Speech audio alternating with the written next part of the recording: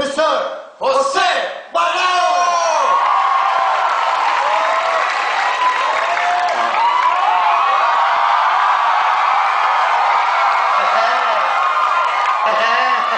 Happy anniversary sa lahat sa inyo. Happy anniversary.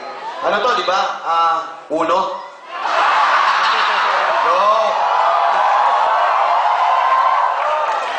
Joke lang. Thank you.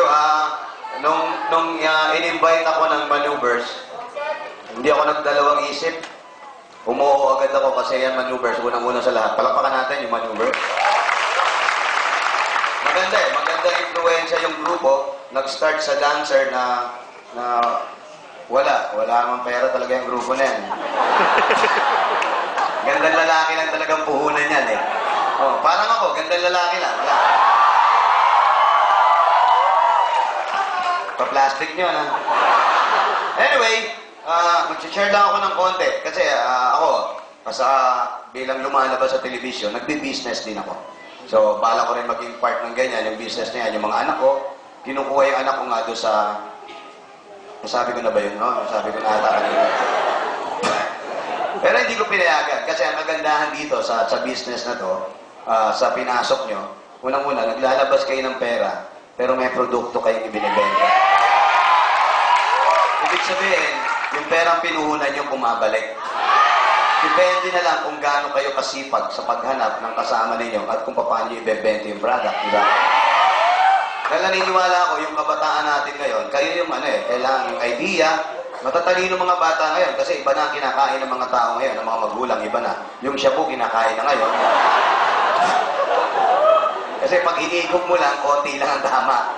Hindi, yun pa nga, bisyo, naiiwas sa bisyo yung mga bata. Meron nga ako na-meet kanina na labi lang hindi nakatapos ng high school, pero pang top 5 ata rito sa... Palakpakan natin kung sino man siya. Na-meet ko, nakalimutan ko pangalan eh. At labi nga, hindi nakatapos ng high school pero nakatira na sa isang magandang condominium. Ito pala, ito si pare. Ito si pare, ito yung nakilala ko. Mukhang babaero din eh, no? Yun ang maganda rito eh. Di ba?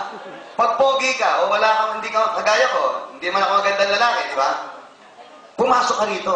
Pag nagkapera ka, dadami na babae mo eh. Oo. Kagaya ko, buti na lang, hindi ako nang bababae kasi wala namang, may magkakagusto sa akin dahil sa pera ko lang. Di ba? Pero yung pagmumukha ko, shit, ay sorry.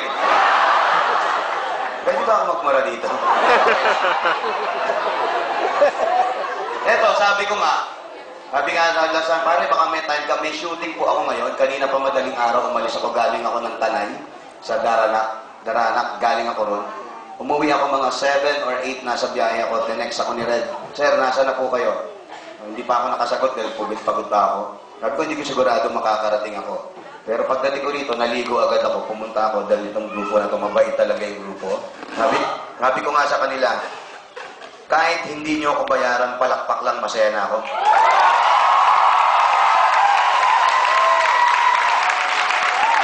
Bago, joke lang yun.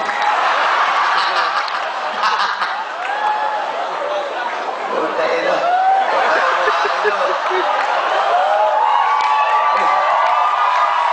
May mga tao, ano yung mga nandyan? Ano yan? Ano naman kayo? Wire, ano to? Ano to? Ba't may tao doon? Dalawang level siya. Okay. May bata pa. Ano to? Jollibee? Anyway, hindi ko na buhabaan kasi limitado ata yung oras nyo. Baka ako pa mag-abono rito.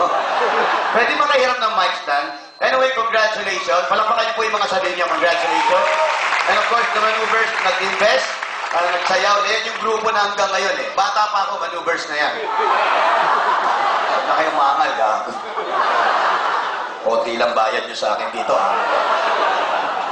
Hindi, kasi yung grupo niya, nag-start talaga. Yung choreographer nila, si Oriel. Si Oriel, nakakasama na rin nila ako dati sa mga disco-disco sa afternoon class sa Moraita. Kaya alam kong babaero yung mga yan. Pero malaki ang binago nung napunta kay Gary Valenciano.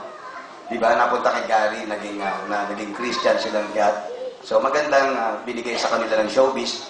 In the same time, ang Lord nasa kanila.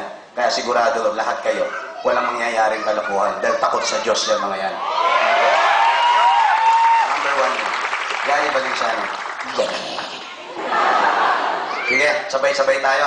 Ganito lang po gagawin natin. Pag tinaas ko po yung kamay ko, sabay-sabay.